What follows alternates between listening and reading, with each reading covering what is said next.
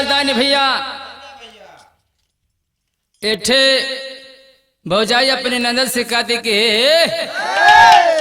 तनी चटक मटक कमराल करा तने काजर ओजर पोतले रहा जैसे छोटू भैया रहने साई तो कहले का हाय अरे बहरे जलधारा अरे बहरे जलधारा नदी नदिया बहरे जलधारा नदी नदिया बहरे जलधारा नदी नदिया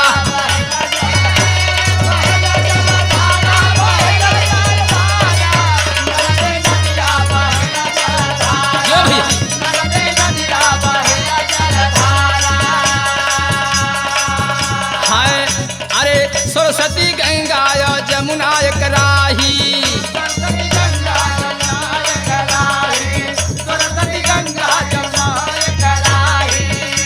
जमुना हो कराही जमुना हो कराही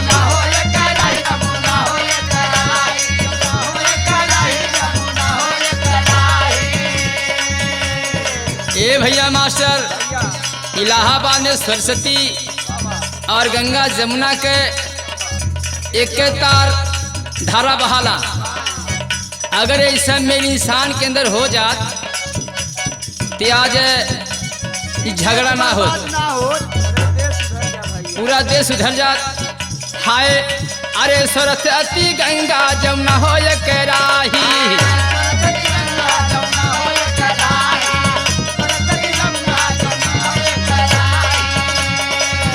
अरे तीनों मिल के बाहें अरे तीनों मिल के बाहें सुनो बेसुभारा नदी नदिया बहरे चले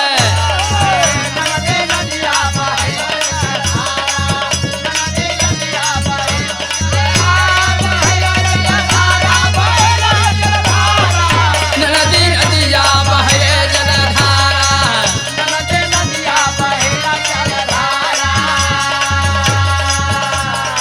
लेकिन यहाँ बड़ी अगुड़ बात मिली हाय अरे तीन में तीन मिले पांच बघाती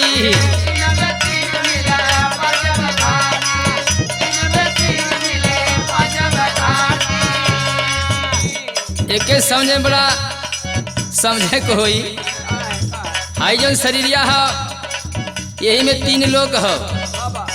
यही में पांच चोर घाती करते हुए हाय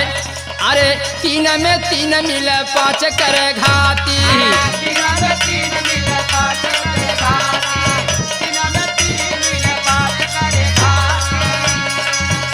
अरे पांच 25 अरे 5-25 बच गई के लारा नदी नदिया बहरे जलधारा नदी नदिया बहरे जलधारा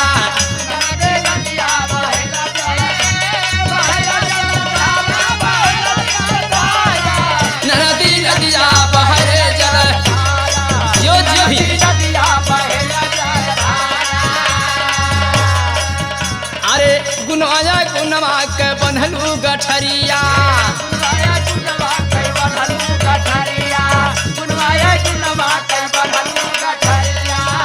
अरे बनलू गठरिया हो बनलू गठरिया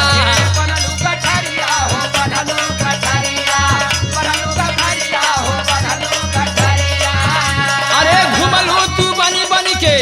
अरे घुमलू तू बनी बनी के काहे आवारा नदी नदिया बहरे जल नदी नदिया बहरे जलधारा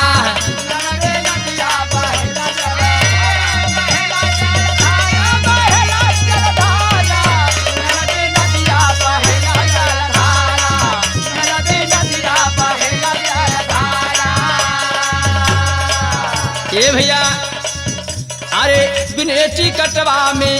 हाय बिरेटी कटवा के जयबू धराई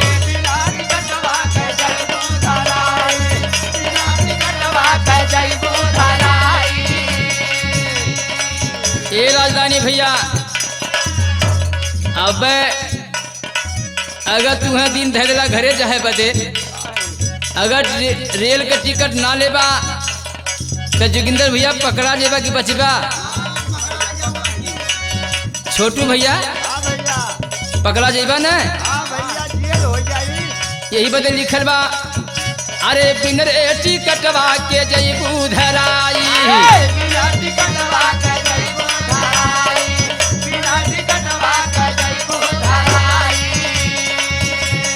तब टिटियाई पकली है टिटियाई पकली है टिकट दिखावा जब टिकट ना होई तब का होई अरे बिन रे टिकटवा के जईबू धराई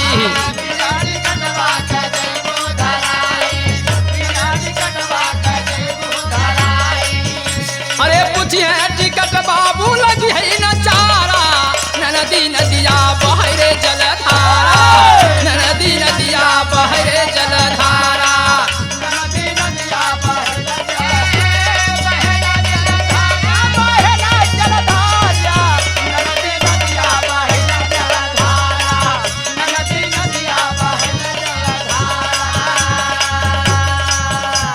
यहाँ संकेत बा हाय भैया जोगिंदर माना हो राजधानी